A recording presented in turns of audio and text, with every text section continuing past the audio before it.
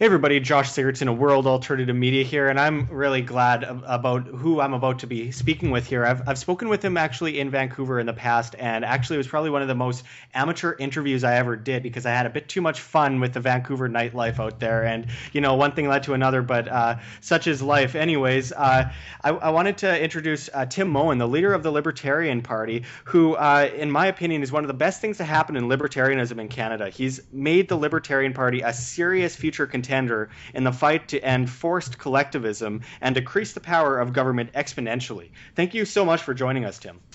Well, thanks for having me. And, I thought that interview you did with me in Vancouver was actually fantastic. And in fact, I credit your interview in Vancouver with landing me a speaking gig at the National Libertarian Convention in Orlando, Florida. They watched that video, that some of the organizers, and were blown away by it, and that it gave them a good indication of who I was as a person and my message. And so I thought it was great, and I think that you're doing a fantastic job.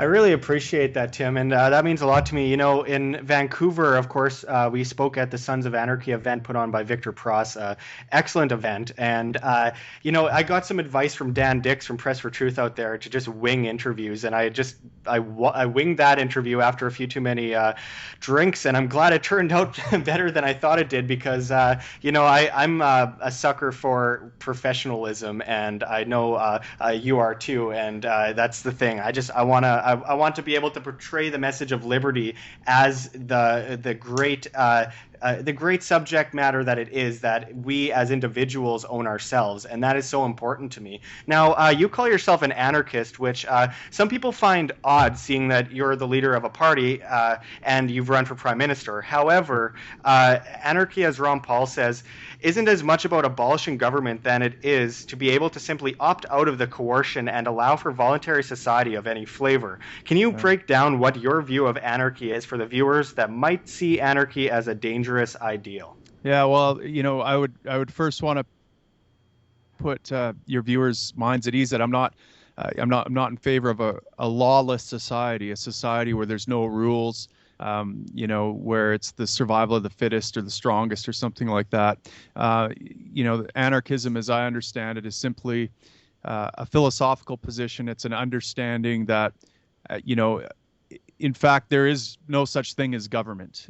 Government is belief in government is kind of like a belief in a god or something like that. There's no reason to imagine that government is anything more than a gang of people, just like the Bloods or the Crips. Those gangs of people exist, but to put government in a separate category than the Bloods, Crips, or some of these other gangs is to say that it has some extraordinary powers, some extraordinary rights, some magical properties. And so government is kind of a gang of criminals, essentially supported by a belief system or a pseudo-religious belief in something called the state. And so, it's not that I say we ought not have a state. It's that I say there's no such thing as the state. It's a made up thing. And so, anarchism is simply, for me, is a recognition of that. It's kind of an attitudinal disposition of skepticism towards people who say, I ought to impose on you. It ought to be me imposing on you and telling you what to do with your property and your things. And I think proper rules emerge from property owners. This is my house. It's my rules. This is my body. It's my rules. If you're a guest in my house, or if we're in a relationship, it ought to be voluntary. There should be no force or coercion involved. And so it's simply a rejection of extraordinary claims around the use of force and coercion. That's it. And so, look, I understand, that there is no such thing as libertopia. There's no such thing as an anarchist society. There's no endpoint called we've now achieved a utopia or a libertopia or something like that, or we've now reached the ideal society. I don't believe in that. I think that liberty, in fact, is a process. And so I'm involved in politics because it allows me to engage in the change process and saying, listen, we can get incrementally better. It doesn't have to be like this. There's far too much coercion and force in the world. Let's shrink that down. Can we at least shrink it down maybe 1%? This year, maybe 2% next year, and let's, so I'm not calling for an immediate, I don't want to go into Parliament and blow it up. I don't want to rip up all the rules. I don't want to, I'm not about any of that. What I think needs to happen is a cultural shift, a societal shift, and then we'll see the kind of government and the kind of organization emerge that we would prefer, that's more peaceful. Yeah, and of course, there's a lot of people out there that talk about voluntarism, and we had a really good conversation, and you kind of went into it a bit when I was out in Vancouver with you there. But this idea that in a communist society, libertarians can't exist. All these different flavors can't exist because they are being coerced by this massive state. Now, in a voluntarist society, you allow individuals to say go over there and have their kind of communist environment, and over here you have your libertarian environment, and you aren't coercing others into your beliefs, because after all, good ideas don't need to be forced on people. And I wanted to get your thoughts on this idea for anarcho-syndicalism, because I keep getting messages from people that say, well, true anarchy is without property, and I don't believe that, because I believe I own myself, and I believe I own the things that I've earned. What do you think about this anarcho-syndicalism? Well, yeah, I mean, I have some sympathy towards the idea, but listen, just saying I reject private property is a self-detonating statement. I mean, it's first of all, you're taking ownership over your words. You're saying I'm putting forth a proposition, not anyone else, not you, not some collective. I, Tim Moen, am putting forth a proposition, and I'm taking ownership of that, and I want people to subscribe to it. I mean, that is the essential element of property rights. And so, I'm not sure, it doesn't make sense to me. Like, where do you draw the line and say, well, you can't own your body, you can't own the effects of your body, you can't, so I think it's a recipe for authoritarianism and for coercion and for initiation of violence when you say there's no such thing as property rights. Because if I don't own the means of production, which are my hands are the means of production, well, who owns them? Are they owned by the collective? Is everyone supposed to give up one of their spare kidneys into a giant collective in case someone, I think that's a terrible notion. And I think history bears out that that's a terrible notion. But, the thing is that if we have respect for property rights, we can have anarcho-syndicalists bubbles within that society, right? We can have groups of people that want to get together, give up their property to the collective, and try to live in peace that way. It's just that you can't impose that on other people. You can't strip people of their property and imagine that it's somehow better that's a moral thing to do. So. Yeah, and I mean, I've made the point several times that, you know what, I'm okay with voluntary socialism as long as you're not forcing anybody to do it. However, I'm not quite sure how voluntary socialists would be able to pay for all this stuff without stealing money from other people. That's what kind of sets me off in the idea that maybe voluntary socialism is possible. I wouldn't be living in that society myself, but hey, if someone wants to live in a voluntary socialist society, go ahead. But I'm not sure how they're going to pay for all the policy and all the platform without forcing other people to do it. But I wanted to switch gears slightly to Trudeau, who seems to be acting like a child when it comes to his policies, doing things that sound good but are in no way researched or understood. What are your biggest concerns with Trudeau thus far, and what would you tell him if you spoke with him? Well, I mean, one of my big concerns is the fact that he doesn't seem to be making any headway on legalizing cannabis, and that we still have people getting their doors booted in. Just in Calgary a few days ago, Dana Larson, who's doing a Overgrow Canada tour where he's giving away over 1 million cannabis seeds to people, was arrested for giving away seeds. This happened on Trudeau's watch. I mean, it concerns me how slow things are going. It concerns me that he's throwing up excuses like, treaties from the 1960s, early 70s, as if that's some kind of excuse to continue, infringing people's rights and ruining their lives. That's one of the things that concerns me. Overall, like, he doesn't strike me as a leader. He strikes me as a guy who is being used. That is essentially a puppet by people around him that are creating all the policy decisions and making all the political calculations, and he's just kind of channeling those out to the people. So he's kind of this pretty figurehead that isn't really leading anything. And so, you know, you get the sense that there's not going to be any backbone or spine to stand up to powerful interests. So if Trudeau, you know, had plans to legalize and these powerful interests say, well, no, it's not going to go the way you want, or, you know, that this is the way it has to go because of X, Y, and Z, he's just going to cave to that and go with it. Because I mean, what's a drama teacher, snowboarder gonna say to these guys around him that seem pretty smart and seem, you know, like they know exactly what they're doing? So I mean, those are some of the concerns I have. But I mean, ultimately, you know, I'm not sure that it makes a huge difference who gets elected into office, whether it's Trudeau or Harper or Mulcair or even myself, really. I'm not convinced that things will get appreciably better or appreciably worse, regardless of who gets in. You know, what really needs to happen is we need a cultural shift. We need people to wake up, and we need people to demand the kind of government that they want. And until that happens, we're just going to continue to see a slow progress. I mean, it's going to get slightly worse under the Liberals and under you know, than it would under the Conservatives. Perhaps, I mean, the Conservatives might slow down the rate of degradation a little bit, but it's still going to be degradation. It's still going to be bubbles of chaos blowing up, inflating, and we're just pushing. And eventually, there will be some a price to pay for all.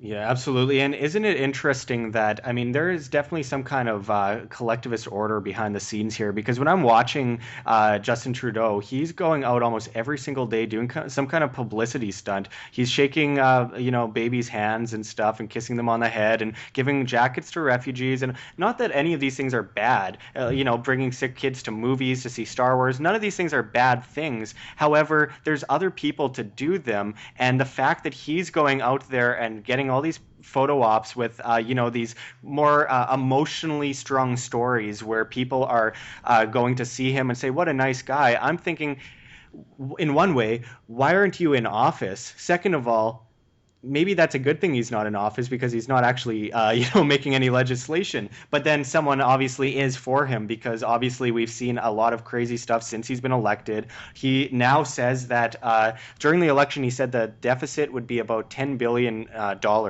And now he said, and that's already crazy, by the way. And now he says it's going to be $30 billion, and that by 2017, he said that it would be gone. But when you do the math, it's actually going to be around $17.4 billion, I believe. So what do you think of his deficit spending, and what do you think this is going to lead to? Well, look, again, you know, he's just reading from the script that's given to him, and the script is, well, now we're going to have to spend more because we did some math and stuff, and, you know, all the things that we have to pay for. Yeah, I mean, no, this was to be expected. This is normal operating procedure. You know, things weren't that appreciably better under the Conservatives. We still had money printing. We still had, you know, the Bank of Canada artificially lowering interest rates, and, you know, we still had a monopoly on the money supply. And of course, that inflation in the money supply is the biggest theft of our money. It's even bigger than $30 billion that Trudeau's spending. But of course, you know, adding fuel to the fire here is not going to help us at all. I mean, you know, we're creating a bubble. Part of me thinks that maybe, you know, it would be better if Trudeau, we just let Trudeau keep going, or even if we, better yet, if we had Mulcair in there just to spend, you know, inflate the bubble and let it crash sooner, right? I mean, in some ways, having a more conservative, fiscally conservative government that doesn't address the root problems with the system actually is like pulling the Band-Aid off really, really slow, as opposed to just ripping it off, letting the thing bleed, and then resetting. So, you know, it really, you know, as much as it's fun to rip on Trudeau and Mulcair, you know, I have equal lack of faith in all politicians, including myself, to fix things legislatively once they get into power. Yeah, and what do you think of this IOU note empire that's kind of being created at a central banking level? And of course, we're paying interest on the debt, and so much of our taxes go towards the debt and the debt interest. And it just gets to a point where all these people keep saying we need taxation, and I tell them taxation is theft, and they say, well, no, it isn't theft. Well, okay, when I think of something that I don't consent to paying and they take it anyway, in my opinion, that's theft. And when you aren't able to opt out, that's theft. And of course, all this money is going to pay off this interest, so much of it anyway. And then out of control, stupid programs that actually create the problems that they propose to erase. So what do you think of this whole debt interest and the slogan that's been going around a lot lately, which is taxation is theft? Well, I think taxation is more than theft. Theft is something you do when someone's not looking. You might get community service for, you sneak some property away from someone. But taxation is more like armed robbery or armed extortion. I mean, a private citizen who taxes someone gets life in prison. They don't get community service. So it's a very serious crime in the private realm. There are threats of force. There are guns at the end of it. That there's someone in a cage. There's destroying their lives. I mean, it's a serious problem, and of course, obviously, we want to limit that, and we want to try to work towards a society that is funded and connected voluntarily rather than through these coercive means. It's extremely troubling, especially as a father, teenagers entering the workforce. I spend a lot of time worrying about what life is going to be like for my kids and my grandkids.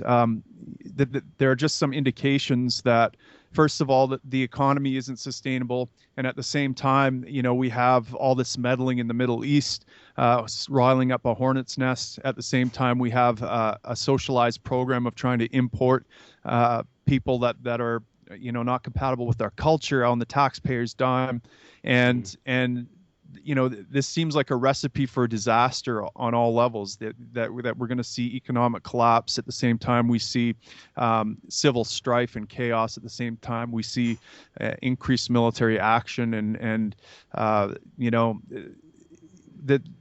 it seems like things are building up to something potentially catastrophist, right? And so, my focus partially is on seeing this as an inevitable conclusion to the kind of Keynesian economics and bubble building that has occurred throughout history.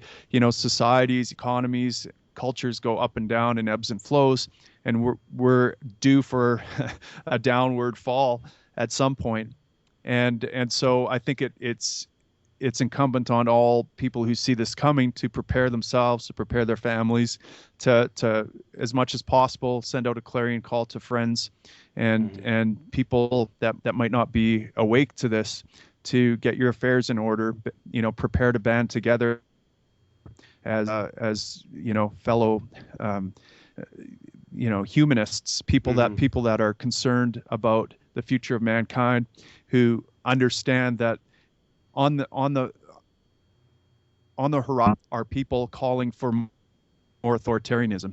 Things are going to get very bad, and people don't yell for more freedom in these times. They yell for more authoritarianism, socialism, or fascism. Pick your poison, But so we need people of principle, people who are involved in the liberty movement, prepared. Have food ready, have sound money ready, have skills to be able to protect your loved ones and be able to get out and serve other people, and join together in a community of like-minded people to protect yourselves. We need to have each other's backs in the upcoming years. And going off of that, I'm not 100% sure that a revolution is possible with just information. As important as this information is, and as much more as it seems to be getting out these days, what are your thoughts on, and I know I'm going to get a lot of flack for asking about it, but what are your thoughts on armed revolution versus a velvet revolution? Because how are we possibly going to get anywhere with just information when no one wants to listen? Well, no, I mean, we don't know if a velvet revolution is possible, right? I mean, it seems historically there's been very few reformations without a lot of bloodshed happening first. So it seems like in history, what happens is there's a huge amount of bloodshed, piles and piles of human carcasses and bodies, and then people say, I wonder if there's a better way, and you see a reformation emerge from that, rather than the other way around. But we live in a different age now. We have the internet. We have, this exponential growth in technology and information getting out to people. It may be possible. And my feeling is we have to work like it is possible and hope that it is possible, but prepare to defend ourselves if need be. And I don't know at what point that comes, at what point you say, okay, enough is enough. But there is a point. There has to be a point long before they start marching you off to the gulags or the gas chambers where you say, okay, it's time to defend ourselves. But I think, let's work as hard as we can to avoid that. No one wants to see that kind of, brother against brother, human against human type of situation.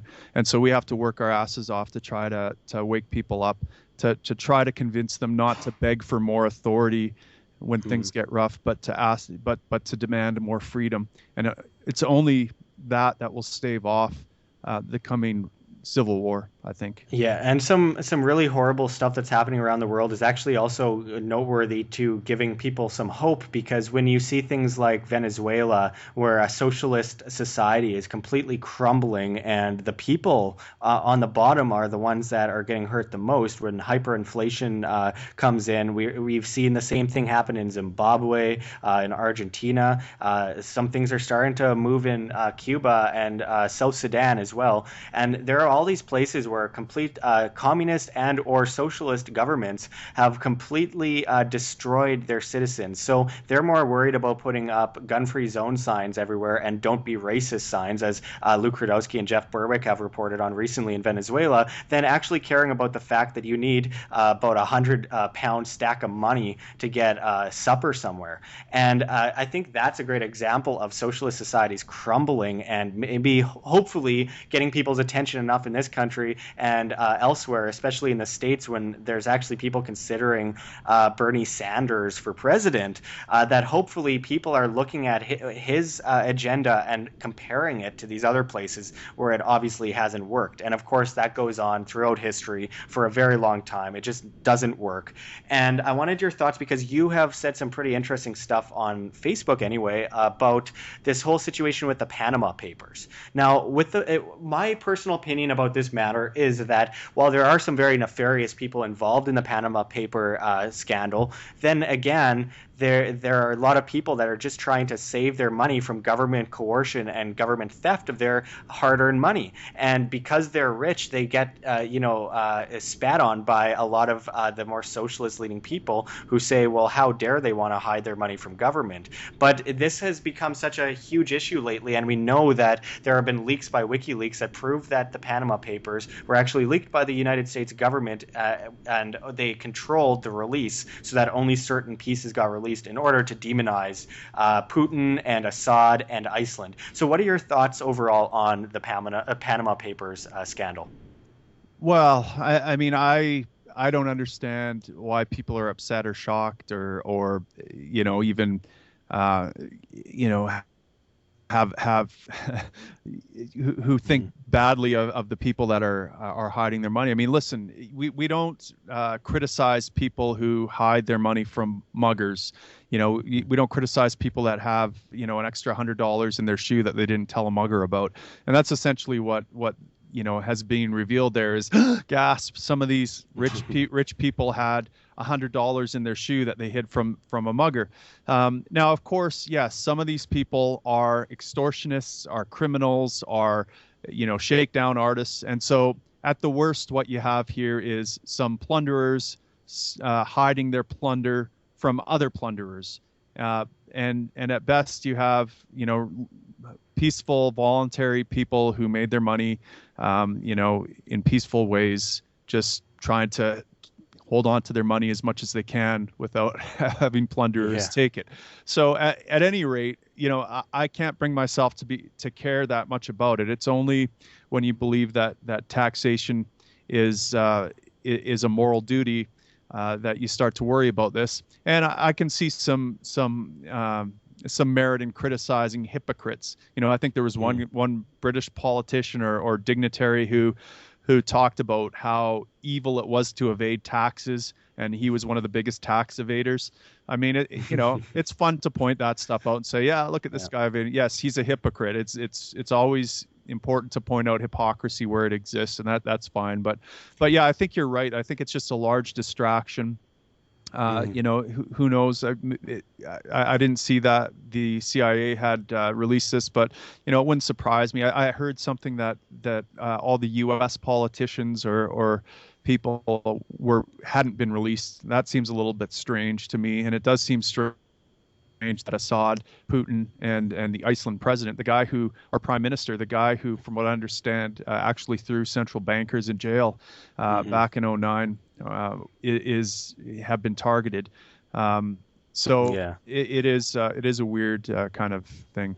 Well, and of course, it came through WikiLeaks about a few days ago, and it was reported by news outlets like Russia Today regarding the fact that indeed the U.S. government was behind the leaks, the Panama paper leaks, and of course, there's no surprise there because they're always trying to do everything in their power to demonize anyone that goes against their beliefs. Now, that's not a compliment for Assad or Putin because obviously they are authoritarians. However, they have made certain pushes towards getting rid of, say, the central banker control over the government, and we can't just walk away from that and say that that's not good. There are some good things that are happening, and they are resisting the West. And of course, the West, if it were their choice, they would have control of every major country in the world, and it's getting to the point where they do.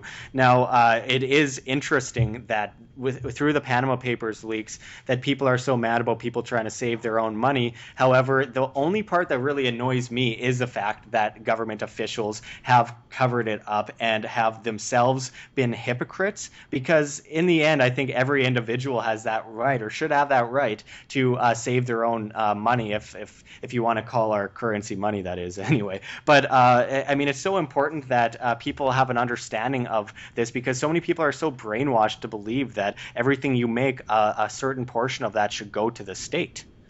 Yeah, it's very interesting technology, the modern nation state. It's not held together so much by a ruling plantation owner as it is slave on slave violence and opposition, right? And so, when you're a slave and you are hiding some of your hard-earned labor from the master, and your fellow slaves are turning on you, you don't have much of a chance. And so, the only thing I think that can help us is to point out to our fellow slaves that, listen, we're on a plantation. Point out to the fact, make the moral case, and I think that makes people immune to things like this. I think I worry a little bit about people who try too hard to uncover and say, well, it's this powerful figure, this particular villain that's behind the scenes that's causing all this. My real concern is the slave on slave opposition. If we can solve that, then it doesn't matter how many particular villains or nefarious puppet masters there are. They won't be able to pull any strings, because the strings won't exist, because people will have snipped them off themselves, essentially. Absolutely. And speaking of the strings, right now in the United States, we're watching this debacle unfold between Donald Trump versus Hillary Clinton. And I kind of feel lately like I'm living in the Twilight Zone, because I've never seen anything like this before. Now, Donald Trump obviously doesn't stand for liberty in the ways that we would want him to. He does say some anti-establishment things, but I always make the argument that you can be anti-establishment and still be wrong. I mean, you can put that on, say, Bernie Sanders, who, of course, is pretty much pro-establishment if you come to an understanding of his policies, but he calls himself anti-establishment. Donald Trump calls himself anti-establishment. What are your thoughts on this Donald Trump versus Hillary Clinton situation that we're watching unfold? I don't know what to think of it, to be honest with you. I am interested to see. I think the thing that's interesting to me is to see the general disgust with the establishment occurring, and to see the establishment essentially panicking. Right? We see the Republican establishment and the Democratic establishment panicking a little bit. Both with Sanders and Trump kind of gaining popularity, and so that part is exciting to me. But what worries me is that, of course, they're glomming onto people that have no principles, but that are simply reflecting their disgust with the establishment. And so, if we really want to make some headway, I think again we have to really connect people with principles and with reason and rationality, and with ultimately the idea of liberty and ownership. But yeah, it is. I do have to admit, I enjoy seeing Trump troll people who get offended. I do enjoy seeing Trump push back against the establishment and just say things that are very politically incorrect. And that part is interesting to me and entertaining to me, and I hope it keeps going. I mean, I hope Trump's the nominee just because of the entertainment value. Yeah. And personally, I don't get a huge difference who's sitting in that president's seat, whether it's Sanders, Trump, Clinton, Cruz, or even Johnson or one of the Libertarians. I think things are not going to get appreciably better again until you see that cultural revolution that I talked about, and hopefully that can come before bloodshed. But I'm not sure it can. But in the meantime, let's enjoy the. I guess. Yeah, absolutely. It's all about the entertainment value at this point, and it's sad though that people keep falling for this paradigm, the left-right paradigm of people competing to control us. And my whole outlook on it is that we control ourselves. Our natural rights come from within, and government doesn't give us freedom. They can try and take it away, but they certainly don't give us freedom. So it just kind of annoys me that every election we keep going back to the same notion that this other person from this other party is going to save us. And that's what I've really enjoyed about your work with the Libertarian Party, is that you aren't saying, I want to get in and control you. You're saying, I want to get in and basically reform or get rid of those strings that control you. And I think that is something that we need to see a lot more of, because I'll tell you, I mean, a few years ago, I was asked on a radio interview, what do you think about the Libertarian Party in Canada? And I said, well, the United States has a hell of a better chance than Canada of getting anyone in or having any, presence in the media. And then I have to say, like, you came along and it's basically changed everything for the Libertarian Party, where it came from a party that, it had like those green signs that weren't all that appealing. And that's no offense to the people in charge, but you seem to bring that charisma to the party that was so much needed. And, I have to thank you for myself personally for doing what you've done for libertarianism in Canada, and for the anarchist kind of perspective of self-ownership. And just being able to get out there and make your way into the media, both in Canada and the States, and have that presence, because we didn't have it so much before. And I wanted to know what your thoughts are on, we have the Manitoba Party coming up here in Manitoba here, and it's basically libertarian oriented. Of course, I can't speak for all candidates, but I can speak for the individuals that I've spoken to that are really true liberty lovers that want individualism. And what your advice is from taking a party from something that's not as far out there as it should be, to bringing it to prominence and getting people to listen. Man, well, first of all, thank you. I do appreciate the kind words and support. I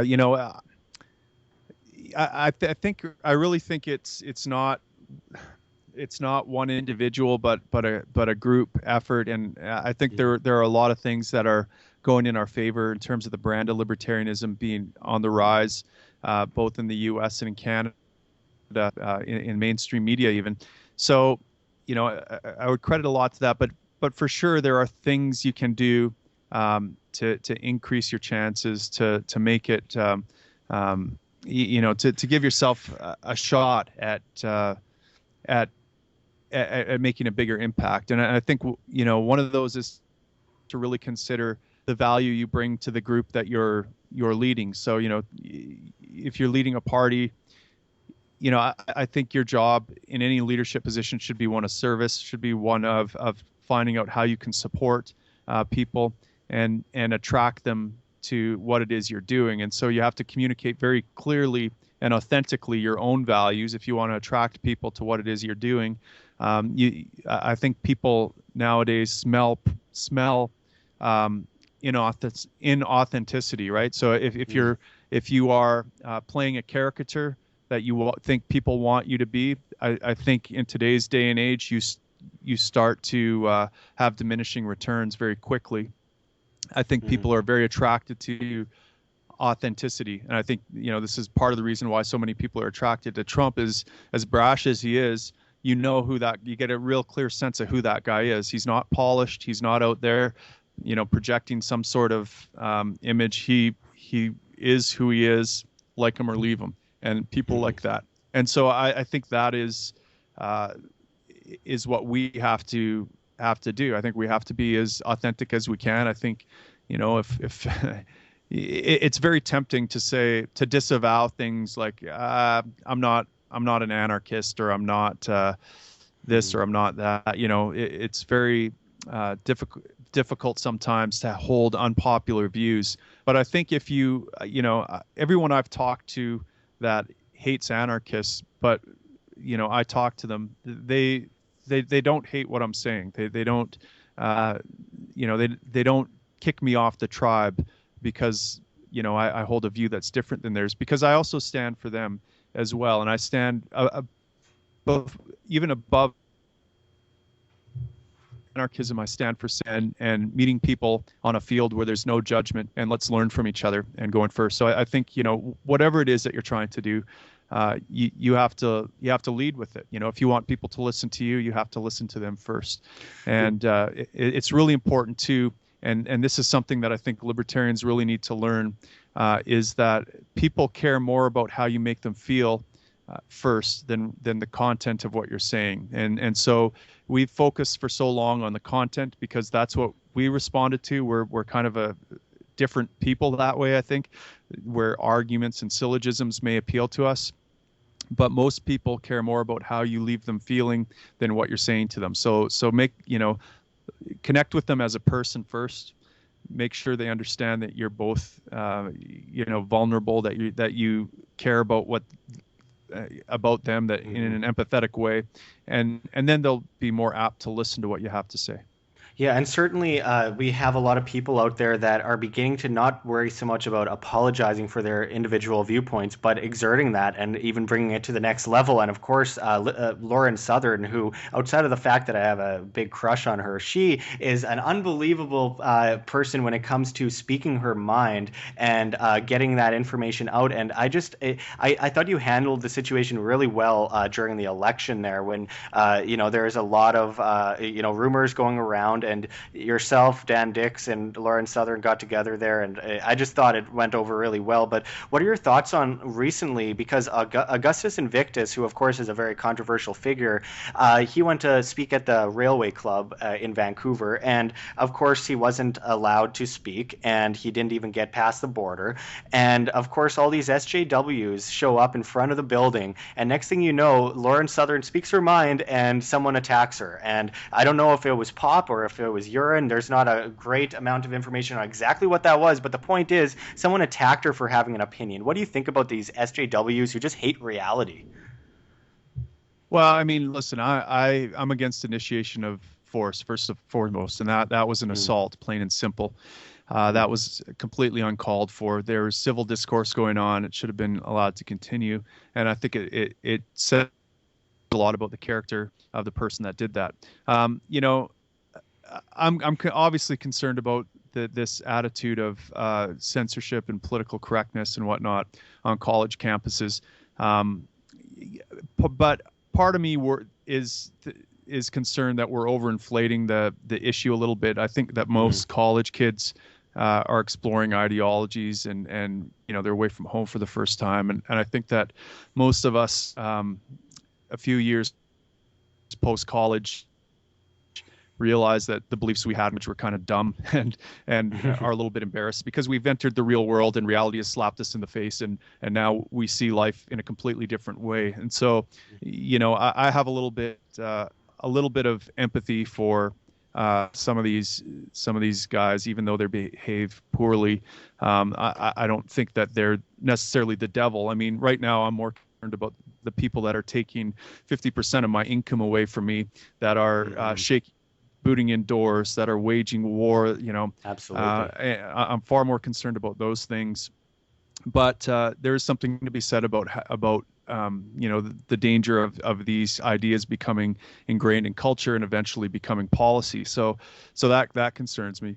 But yeah, I mean, yeah, go ahead, sorry. Well, but as you mentioned before earlier on, you mentioned the issue with the refugees. And of course, more SJW outlook on things have brought in this kind of push towards just rejecting reality. And of course, the same people who often bash Christianity will say you're racist for saying anything against Muslim culture. And of course, what's happening with the refugee situation, where they're even being put on, military bases, which is just, I don't know, it just seems insane, especially considering the fact that there's so much money being used of taxpayer dollars on each person. A lot of these people aren't even refugees. They're from places like Armenia, and they're well-off businessmen who have been given a free road to the United States and Canada, and obviously Germany and other places where things are obviously not going very well. So what are your thoughts on like this kind of push towards just rejecting reality of things and saying anything that you say is racist, and then it ends up in policy, as you mentioned? Well, yeah, I mean that's clearly a troubling problem. And it's great we have people pushing back against that narrative, standing, in the front line, so to speak, talking about this stuff. The danger, I think, is that you push back so hard that you replace. I mean, the problem with Islamism is that it's a particular virulent brand of statism, and a lot of the prescriptions I'm seeing for solving that particular brand of virulent statism is to propose a different brand of virulent statism that is more in line with what my values, right? Whatever Canadian values mean. And so I think that one does have to be careful about, I see, a pushback. It's kind of like, it's kind of like in the cannabis community, where for so long we've gotten this stupid message that cannabis is going to fry our brain, and it's going to be, this is your brain on drugs, and they're so bad, and this and that. And now we have people pushing back so hard the other way, saying, essentially that cannabis is part of a healthy diet and cures everything. And, both of those are kind of dangerous and wrong viewpoints. I think that we have to go into this in the spirit of civil discourse. And I think that the people that are going to lead the way here to the kind of world we want to see are going to be the kind of people that can put down labeling and can go first with listening and trying to understand the viewpoint. Now, obviously, I think that's what Lauren was doing in this case. She was asking questions. She was engaging in civil discourse. These people revealed that they weren't interested in that at all. And there's nothing you can do about that. You have to defend yourself. You have to do what you can. And you have to push back when need be. But that's the type of, going first, asking questions, being curious, and engaging in civil discourse is the only thing that's going to change hearts and minds. It's the only thing that's going to shift culture. Yeah, and of course, the reality is that, and as you mentioned, I mean, most college students aren't looking at Trump 2016 chalk and getting so triggered they need therapy. I know a Yeah, few are, and that's ridiculous, and they should grow up. But right. I mean, the fact is, obviously, most college students aren't doing that and aren't involved in that. And I've spoken with many that are really annoyed about being labeled with those people because those people are obviously really, really insecure people who want authority to basically get rid of anything that's slightly offensive to them. And those are, few and far between. But Right. unfortunately, they're starting to get a Well, bit bigger these yeah, days. and that's exactly right. If you listen to Jeffrey Tucker's account of what happened, he was actually on that campus the day that those Trump Mhm. chalking drawings were done, and he said it was essentially an act of vandalism from his perspective. It was everywhere. It was clearly done, to get under people's skin. It must Mhm. have taken a team, and most kids didn't really care about it. They thought, well, this is stupid, and it's but so a few kids went and complained, yes, but you know but and so because of these few kids, all these college kids that didn't like that their beautiful campus was kind of vandalized, are painted with the same SJW brush, and so now we have, you the I don't know what you call them, but the cultural libertarian warriors that are looking to paint these kids with all the same brush, and I think that's probably a mistake as well. I think there's something to be said about looking at things through a dispassionate Yeah. lens, and trying to get through the hype and the propaganda to what's really going on. I think Jeffrey Tucker made video about exactly what happened. And Yeah, I read his account. It was quite good, and there is this new movement on both sides of the over the top SJW people, but then on the other side there is this. I've never seen this movement before, maybe 5 years ago. And I have a lot of respect for Lauren Southern and love what she does, but it's very kind of new. Herself and Milo Yiannopoulos and others that are pushing the anti-SJW points more than I've ever seen anywhere in my life, and it's just every day I see many new videos coming up, and it's interesting. I have to admit I enjoy watching all of those videos, and I have a good laugh at a lot of them. I mean, it's good stuff, but yeah, we shouldn't be ever collectivizing people as a whole, because that's what the government does, right? They collectivize us all as one being that they can control, and we shouldn't see anything when it comes to races, when it comes to genders, when anything. We shouldn't see everything as a collective, because we are all individuals, and we all are acting on our own in our own way and are responsible for our own actions. Now, do you have time for two more questions, Tim? sure thing. Okay, well, you mentioned earlier about marijuana legalization. Now, my view of marijuana legalization has always kind of been that legalization means that the government has taken away a right and now is giving it back to you at a price. Because, of course, legalization means government control. It's not it's not apart from government control. So, I don't know if it's just my hatred for the Liberal Party that's blinding me here, but won't legalization simply help monopolize the industry? Well, yeah, I guess it depends on what you mean by legalization. Usually, when I use the word, I mean repealing legislation, prohibiting it, right? So, not creating a legal framework, so to speak. But I don't know. I don't know what the answer to that is. I mean, maybe we certainly want to decriminalize it. We certainly want to end government control over it. But also recognizing these things go in steps, right? That Mhm. we're not going to get to the complete repeal of prohibition that we'd like is legalizing or repealing prohibition on medical marijuana. Something we should support. Well, we probably should support it. That's a step in the right direction. It does increase freedom for some. It decreases the amount of oppression in the system. So I'm for that kind of thing. But yeah, there's always arguments from purists, I guess you could say, that we just ought to get rid of rules. And from my perspective, I don't want to live in a lawless, ruleless society. So, for example, you can make the case that the government ought not to own roads, that they ought to be built privately through voluntary funds. But in the meantime, I'm not for getting rid of the rules of the road. I don't want there to be no rules on the road. Yeah, like drunk driving. Right. And so, or dangerous driving or any of these things, right? So just because the government owns it doesn't mean there shouldn't be any rules on that road. And I mean, you can make apply the same line of thinking to borders, for example. As an anarcho-capitalist, I would prefer there be 7 billion private borders rather than these big socialized borders. Well, yeah. People always characterize the libertarian view as open borders versus closed borders.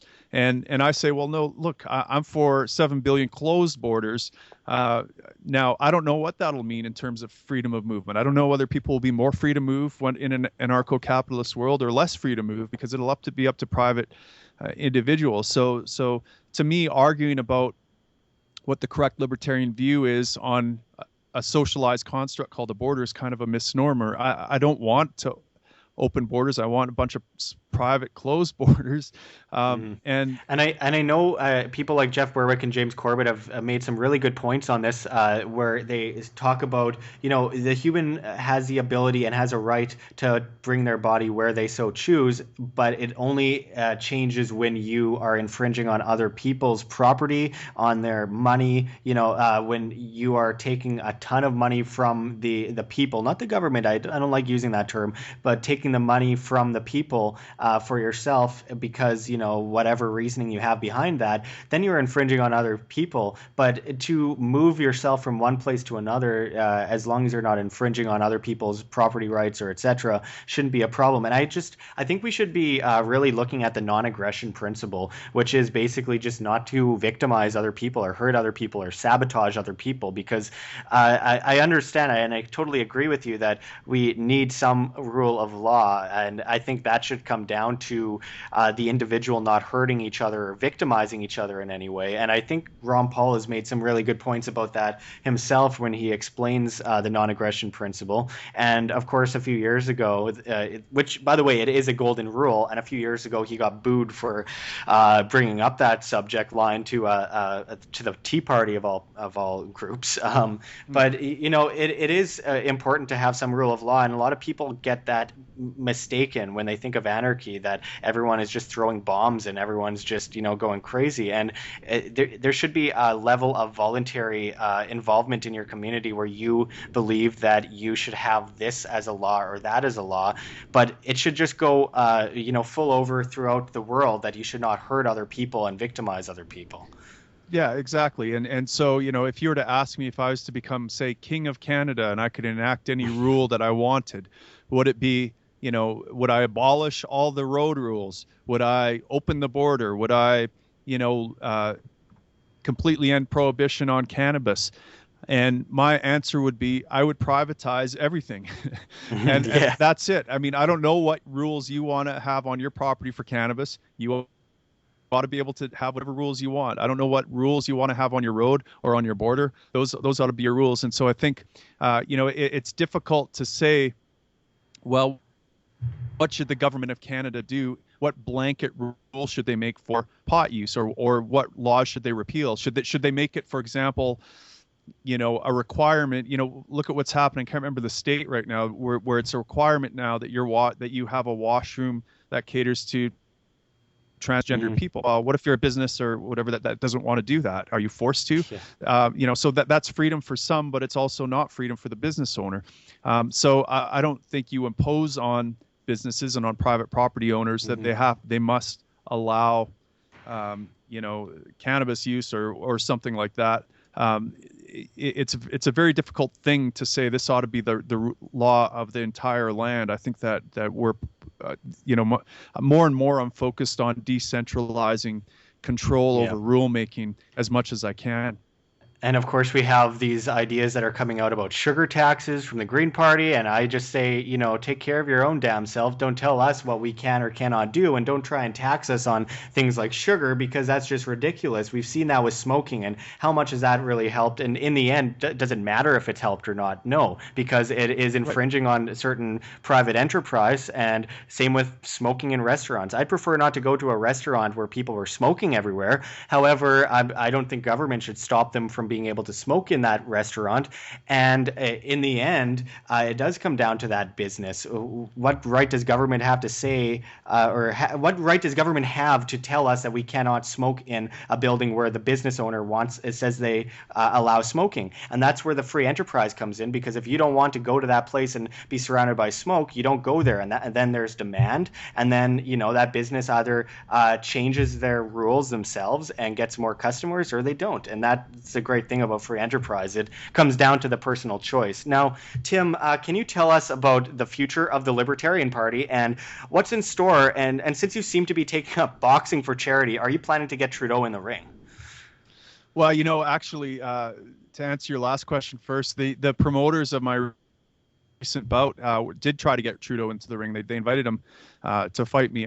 His handlers turned him down. I guess there's a legitimate probably excuse when you're the prime minister or the president or some kind of world leader to not get in a ring and take a few blows to the head. But I'm going to continue with the martial arts training. I actually got asked to participate in an MMA bout. And I don't know how I got sucked into this, other than someone asked me to do a bout for charity, and I said okay, and never having fought before in my life, I'm more of a lover than a fighter, Josh. But I stepped up, and I kind of enjoyed it. It was very uncomfortable. I bled all over the place. I got I was gonna say since that recent boxing match, you looked pretty bloodied, and I was hoping that the other guy looked worse.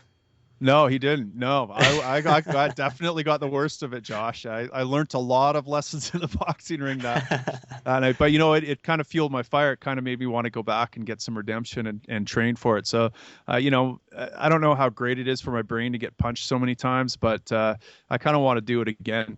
But in the future of the Libertarian Party of Canada, we're going into our convention this summer. It's in Calgary, and I'd invite anyone who's interested in it, in even just exploring the party or getting involved, to come out, to go to our website and contact us and get more details about that. Come out and meet a bunch of really great liberty activists and get involved in setting the direction of the party.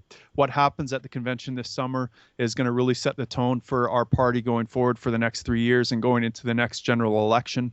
And I plan on putting my name forward again as for leader of the party, and so we'll see if membership supports that, or whether whether I get Tommy Mulcaird out of the party. Who knows? You never know what's going to happen. Some contingent could show up and send me packing. But no, I find it hard to believe anyone would kick you out anyway. Oh man, it's a weird thing, but you make a lot of friends, but you also make a lot of enemies. There are some ruffled feathers out there for sure. It's a difficult thing, being a leader or in any organization. You can't please everyone, so there are always and a group of libertarians is very difficult to please, as you know. But I think we need to figure out how to do it if we're going to really make headway. And I think we're starting to figure it out. I'm starting to see a way forward, and I'm seeing a lot of encouraging things, similar things happening in the U.S.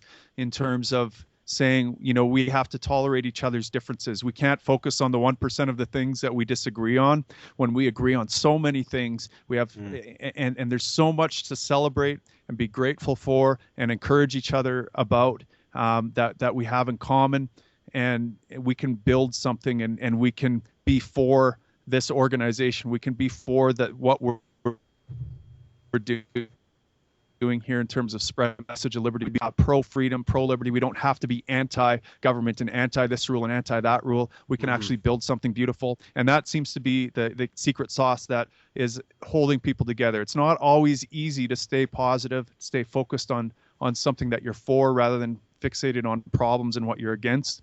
But that seems to be the secret sauce, and that's where we're headed. And if the membership gives me the nod, I plan on continuing that and continue to build the momentum on our best year in 43 years in the last election. We doubled our per candidate vote count this election.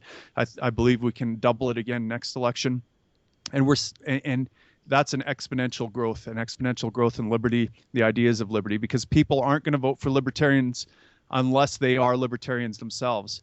They're not going to vote for. They're only going to vote for us if they're libertarians, or we fool them into thinking we're statists, which I think would be kind of selves in the foot. So I take it as an encouraging sign. When we get a vote, that means there's someone who's a libertarian out there, and that's on the rise big time. And of course, people need to know that it's not, as we both know, it's not about us. It's not about being a leader. It's not about any of that. It's about other individuals taking our message as we are messengers for this cause and doing something themselves, getting up and being individuals and taking charge of their lives and taking charge of the information they have and trying to do something, because we obviously cannot wait for other people to do the work for us. As Gandhi said, be the change you wish to see. As used as that quote has become, it is always true, and it is about the individual, and it's very inspiring always seeing what you've been able to accomplish. And of course, a lot of people are in it now because of you and because of your message, and I think that's the most important part, is that we keep getting that information out, then other people take that information and they get it out, and it just multiplies like a web, and it's really inspiring. So thank you so much, Tim, for talking with us. It's always a pleasure, and I wish you the best of luck on your future boxing matches. I'm excited to see what comes of that. Well, thank you. I appreciate it. And thank you so much for all the work you do, Josh. You're doing a fantastic job, and keep up the good work. I appreciate it. Thank you. Cheers.